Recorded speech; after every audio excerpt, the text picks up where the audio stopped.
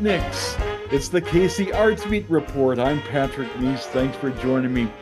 I'm really excited because today on the show is a good friend. I've had the pleasure of knowing her for so many years now, and she does such a fantastic job. She and her group, they're filling a really unique niche in Kansas City, and their 26th season is going to be commencing this fall. And we're going to be talking to her about that in just a second. But first, I'd like to ask you to please like and subscribe to Casey Arts Beat on YouTube.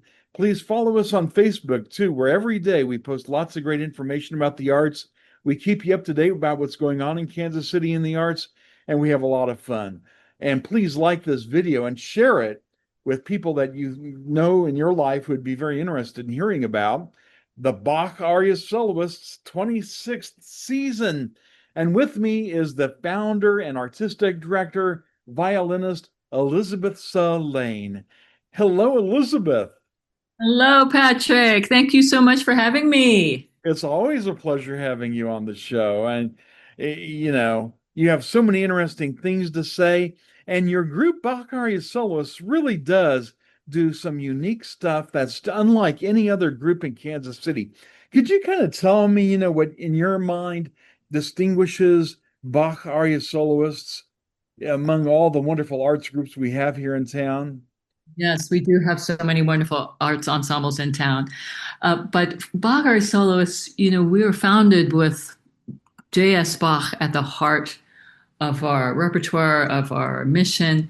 But we also know that he has inspired all of us and so many composers through the ages to do their greatest work. So we love to play all sorts of music from all genres, and we really offer a marvelous spectrum from Renaissance through to today to living composers, commissioned composers for Bach Aria Soloists, and also just things that we love, styles of music that we love. And one of the most important things about Bach Aria Soloists is that everyone in the ensemble is really versatile.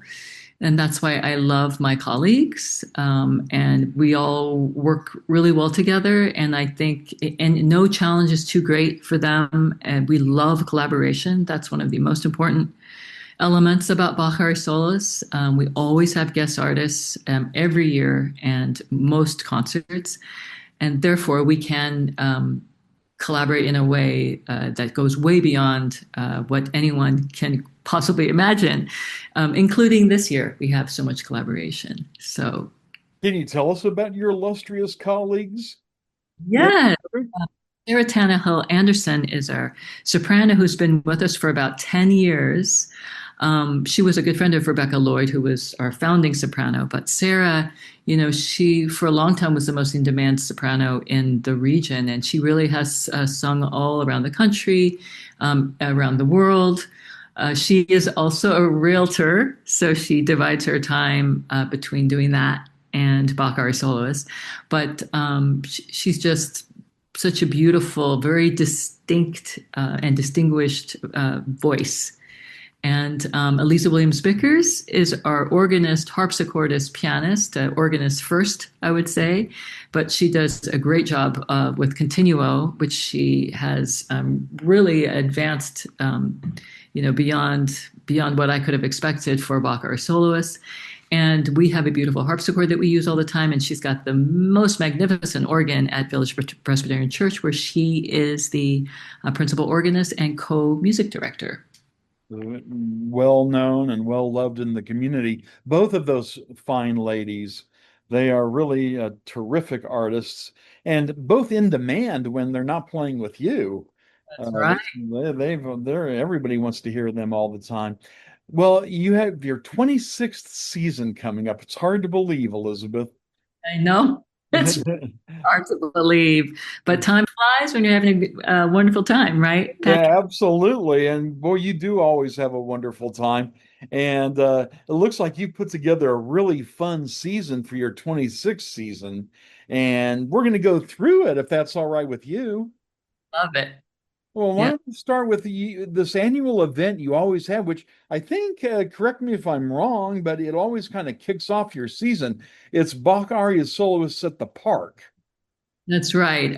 We kind of were inspired to do that even before the pandemic, but the pandemic kind of crystallized the appreciation I think that people have for not only offering a free concert to the community, but also being outdoors in the nature and in the splendor of the Rose Garden at Luce Park. So it's always fun and short and sort of BAS classics and bit of pops. And that's going to be on September 13th, That's right. right? Yes, at 1 o'clock. At 1 o'clock. What a great way to start the season, you know? Yes. And So one last chance to enjoy the outdoors before the weather starts turning. yes, absolutely.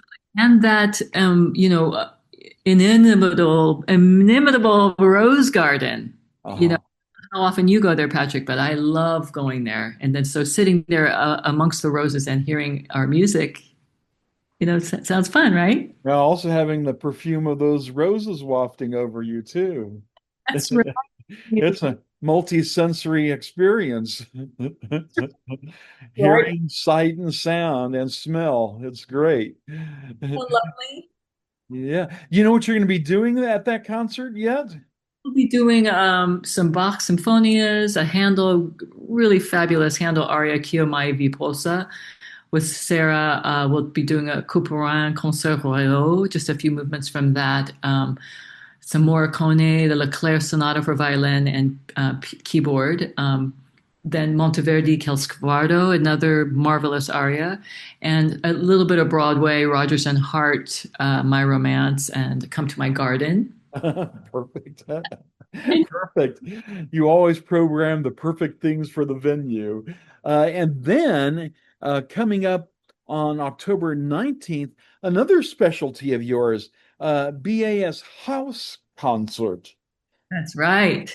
And this we're at the home of Benny and Edith Lee, whom everyone knows, and they're so generous to everyone in the community, and they can accommodate more people than possibly any house that I can think of for sitting down for a concert, and they love it. So, our special guest is Margaret Marco, the oboist from KU.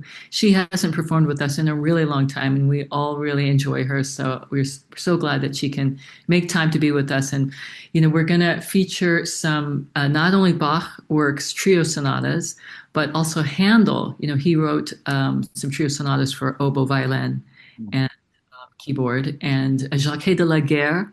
Oh, yes. Tell us about her. Yeah, she's become kind of a specialty of yours, hasn't she? Well, we did feature her in our all women composer concert a few times, and we really like her music. It's from the Baroque period. She's from France, obviously, but she wrote these multi-movement works. I mean, some of her sonatas have 9 movements, but really brief, a lot of different tone from fast to slow, a lot of kind of recitative like, fantasia like meandering in the slow movements where there's ample opportunity for elaboration. And Margaret actually recorded some of her violin sonatas on oboe with Elisa. So she's going to be doing one of those, and then we'll do some soprano cantata arias from Bach that feature the oboe. There are several of those that oftentimes I have done, but it's so wonderful that we'll have Margaret. And then and then we're also going to have one work by Ingrid Stolzel that she recorded with Margaret and Sarah. So that's her piece called The Gorgeous Nothings. Wow. Yeah, She's kind of a hot contemporary composer, isn't she? she really is so in demand around the world. I'm so proud of her. When I think about her working with the Youth Symphony, and when she was on the faculty of Park, and now she's on the faculty of KU. They're so fortunate to have her there. But yes, and she's such a lovely person as well. So we're really happy to be performing her. I'm kind of a little bit embarrassed that we haven't done this piece before since Sarah did the recording for her. But we're going to do it now. That's terrific. That'll be something to look forward to. And on November 15th, this is kind of a big collaboration you've got going on with the Right. Missouri Choral Art. What's the exact title of that group? Very cool artists. Missouri choral artists. Yeah, I Yes. love it when you collaborate with choral groups. You enjoy that? Oh, absolutely. And the last time was with Te Deum, and before that was with the Kansas City Chorale. And, the thing is, even though we're such a small ensemble, when we have Eliza on the organ, that's practically an orchestra, or I'm sure every organist would agree. But we're going to feature them and have a lot of really interesting and diverse selections for chorus, but also for individuals. And we want to highlight some specific, singers in the choral artists. So, for example, the Bach Soprano Cantata 204, we will have three different sopranos singing three different movements. Similarly, in the Respighi, there's this beautiful piece by Respighi called Deite Sylvan, and we're going to be doing probably like three or four movements from there where we'll feature a different soprano with piano, because Respighi originally wrote that gorgeous piece for soprano and piano. And then we have several, popular choral composers, Tavernet, James Pearson, Jason McMillan, and there's a beautiful piece by James Pearson called Introit Somnium that he wrote for violin and chorus. So I get to play this beautiful kind of improvisational folk part. And Britain, Jubilati Deo, we will of course have Eliza on the organ, but I'm going to do a bit. We know this is what we love to do, is do a little rearranging with our instrumentation. So I'll play a little bit on that Britain piece. And then also we have to have a little schutz. So we'll have Oh, neat. Musikalische Exequien. So Oh, a, yes. a lot of different works. Really, we do not hear shoots hardly at all in live concerts. So that's a wonderful thing. I love shoots. I know you do. I hope you come to this Oh, concert. sure. And I hope to be talking to James McMillan this summer. So Oh, it'll be fun to talk to him about this concert oh, too. yeah, please mention to him that they're going to perform his O Radiant Dawn. Okay. And Yes. then also, another favorite of mine is Respighi. And, we all know the big Respighi hits, but we don't know some of his lesser known music, which is real. I agree with you. Everything I've heard by Respighi is just lovely. So if you like The Birds, if you like Fountains of Rome, you're going to love his lesser known music too. That's right. Just as gorgeous and, really rich in texture and harmonies in that kind of impressionistic style. So, yes, Wonderful. yes. Well, that's November 15th, and that's going to be at Village? Now, that will be at St. Paul's Oh, at because St. Paul's. Okay. we're doing two concerts at St. Paul's this year, that one and our annual holiday concert. Which is the next concert on December the 5th. Right. You always do a special holiday concert. Like I always tell people, for anybody who's sick of Rudolph the Red-Nosed Reindeer, the antidote is Bach Aria Soloists. Oh, I'm so glad to hear you say that, Pat. It's a wonderful opportunity to invite a guest vocalist, but also to feature some of our favorites from Bach, Handel, this year Debussy, and Oh, a little bit of Barber from Saint Ita's Vision for soprano, and a Rudder lullaby in Dulce Jubilo. no, lovely. Yes, and the Debussy Noël des Enfants.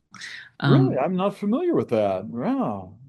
you can imagine it is as beautiful as can be. And then You I really dig him up, Elizabeth. How'd you find that piece? Because I thought I knew Debussy. I've never heard of that before.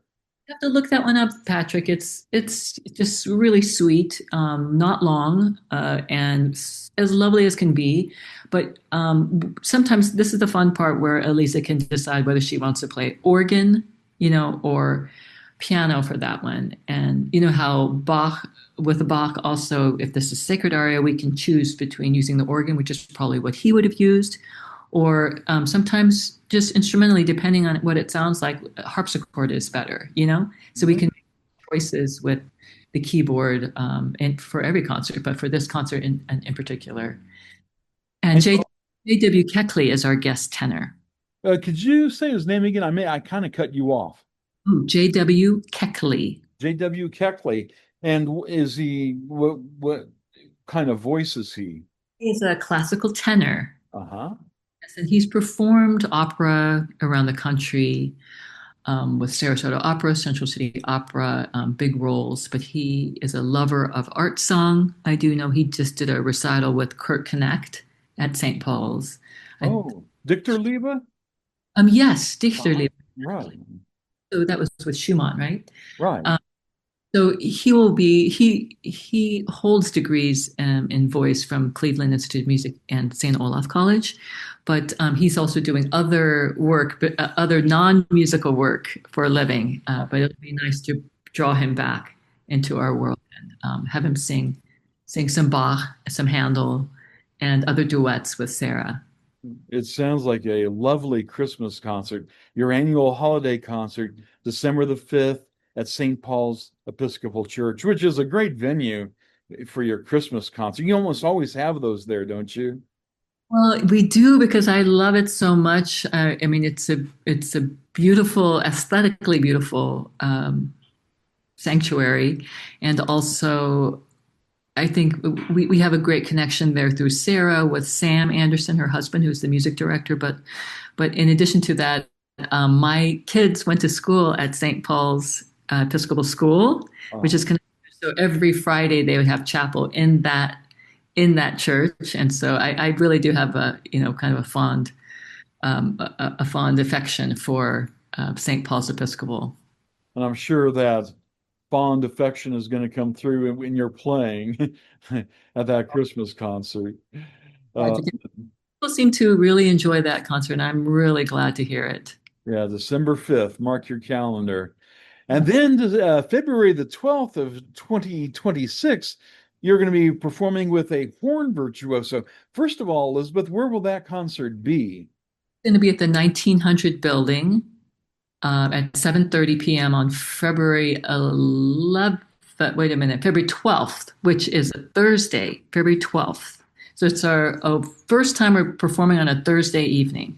Oh, that's a couple of days before Valentine's Day. Is there going to be any romantic music on this program? Well, there will be some Massenet, some Oh, Amour Béni. That's all about love. uh-huh. And there's a Schubert. We're doing a Schubert piece with horn and soprano. So Sarah, of course, Alf James Strom, which there's a piece that you never hear. You know, Uh-huh. and then what's really fun about this concert is the guest artist. Patrick, I have to tell you about him, and Sure. you can look him up. But Chris Comer is originally from Kansas, and but I met him at Tanglewood when we were both students, and we kind of kept track of one another. He's lived in New York City for probably over 30 years in Harlem, but he's the principal horn of the New Jersey Symphony. He was the first call horn on Broadway for a decade or more. He's appeared in many leading shows, including the revival of West Side Story. You remember when they did that, Patrick? Yes, right. So he was what's wonderful is, Stephen Sondheim, and I can't remember who the music director was. They got to choose every musician in the band, and he's the one that they selected for principal horn. Wow. Yeah, and I mean, I can just tell you so many stories like that, including, let's see, when Barbara Streisand did her final tour, her music director Oh, selected and then he was selected. So he's extremely versatile. So like I said, he's principal horn of New Jersey, so he plays all that big repertoire all the time. He's also principal of the Miami Ballet, and he's just kind of in demand all around the country. And but what's really highly unusual about him is he plays jazz horn and jazz piano, as well as classical horn. So there's a jazz composer flautist named Jamie Baum, and she's written a lot of pieces for Chris, and particularly for him, knowing that he plays this very unusual jazz horn. And then we're going to include a piece called White Moose Crossing that living composer Vivian Lee, she composed for him. And so it's unusual. It's piano, horn, and violin, like a I piano love the title. crossing. He has a music festival that he started in Montana I think that's where she's, getting the title. It and it's literally a refuge for artists. And he built from the ground. He sawed the logs from his own trees and made cabins. And he's from the ground up, literally building this music festival. So he's a really remarkable person and musician. And we want to. I really want to feature him in his element, so playing horn, Brahms horn trio, but also playing jazz piano. And he has only one recording of his compositions. He composed an entire album called Travelin' Music. I think there's a subtitle. I'm trying to remember what it is. Something like folk songs, ballads, and improvisation, something like that.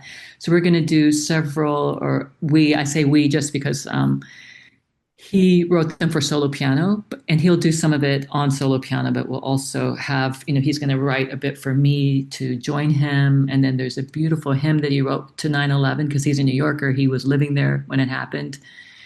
And so he wrote a hymn, a beautiful, just very simplistic hymn to 9/11 that Sarah and I and Chris will do together. So I think it's going to be such an extraordinary concert showing this person's incredible talent.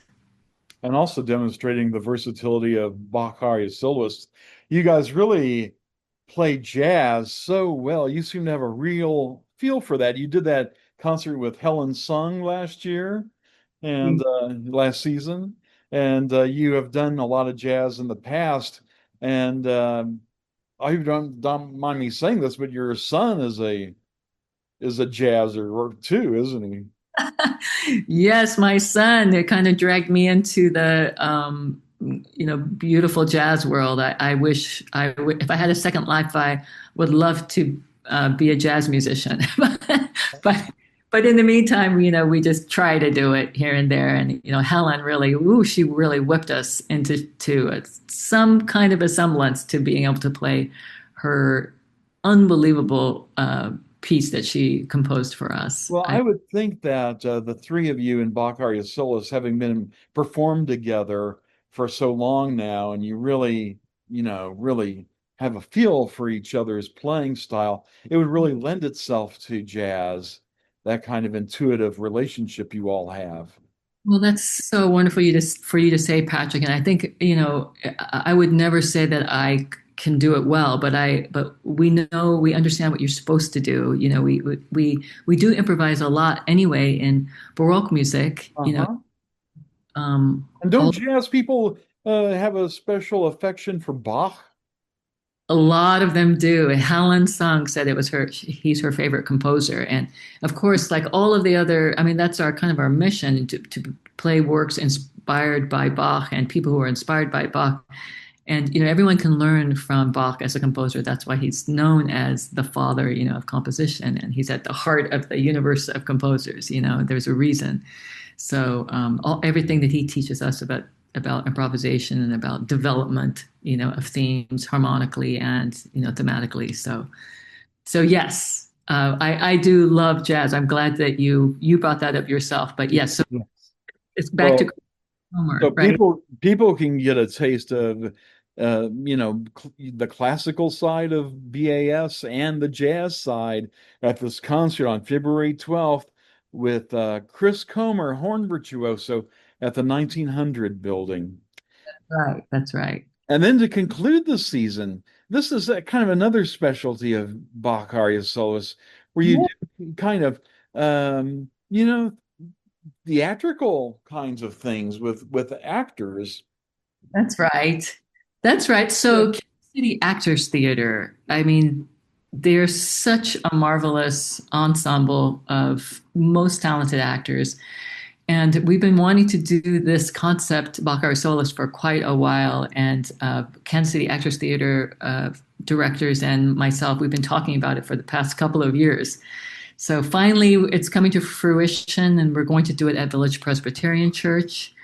And maybe in the future we'll be able to do it again in one of the other theaters, kind of sort of proper theaters with staging and everything. But for now, let me ask you what you think of this idea, Patrick. Because we're Bach Aria Soloists, we've selected a a huge spectrum of works from Defaya, Bach, Handel, Bernstein, Poulenc, Strozzi, Purcell, um, Satie. I like all those names so far. And then the Kansas City Actors Theater, they're going to select scenes from kind of their most beloved plays and theater repertoire to go along with the very special selections of music that we have curated for this evening that will really highlight what I like to say is our favorite things, our favorite bits of music, our favorite bits of theater, all in one evening. Mhm. Wow. And I take it you aren't quite sure yet what they'll be doing? I do know for sure they will include some Shakespeare, but other than that, their processes with various committees through the year, they have their entire season next year worked out, and this is an additional big bonus event. But they're going to select an artistic director, and then they will select the actors. But it happens at a certain time that isn't now. It's going to be a few months from now. So it would be interesting, I think, Patrick, for you to talk with them Yeah. gone through the selection process and they know, the actors and they know the director. And then, of course, the director and I will get together and we'll, come up with the plays that they want to enact to go with the music that we have selected. Well, that's very exciting. Yeah, I'd love to talk to them about that. Well, and where will that'll be at Village Pres, you said? Right. Yeah, wonderful. Well, what a season, Elizabeth. I mean, it's fantastic. And one thing I've noticed about BAS concerts is they often sell out. Yeah. And so it's probably wise to get your tickets sooner rather than later. Would you agree? I'm so glad you mentioned that, Patrick, because right now, at this moment, we are selling subscriptions with a discount. Oh, If someone would purchase the entire season, which is it's very low, that is a very reasonable priced subscription, you get a 15% discount. And then individual tickets will go on sale, I believe, in July. But right now, you can still get the subscription for a discount. so jump on that. Don't, as they say, don't sleep on it. Uh, so how do people get tickets? They get them through our website, bachariasoloists.com. Okay, that's easy enough. It'll say tickets or upcoming events, and then it'll say purchase a subscription. And so this is a limited time offer to get that discount. Right. So So, everybody will get on there and for the house concert because it is limited seating being a home, all subscribers get first access to the house concert. all right. Well, that's an added bonus. Well, Yes. that's wonderful, Elizabeth. A terrific season from Bach Aria Soloists in the Park to the house concert, the Missouri Choral Artist, and your holiday concert, and horn virtuoso Chris Comer, and the Kansas City Actors Theater. I mean, there is definitely something for everybody. That's right. And Patrick, we appreciate you so much in Kansas City for helping us to spread the word and sharing all Well, the all your support for artists and musicians in particular in our region. Really, we all appreciate you. well, you've been a great friend over the years, Elizabeth, and it's always a pleasure talking about music or anything else. We've had plenty of other conversations about all kinds of things, and they're always provocative and always fun. Always fun, Patrick. Well, there is so much to talk about, isn't there? There sure is. We need to get together again. Yeah, right. Well, I appreciate you taking the time to talk to us about the new season. Thank you so much, Patrick. We'll talk to And you. uh, thank you. This has been the KC Arts Beat Report. And until next time, I'm Patrick Neas. Please like and subscribe and follow us on Facebook.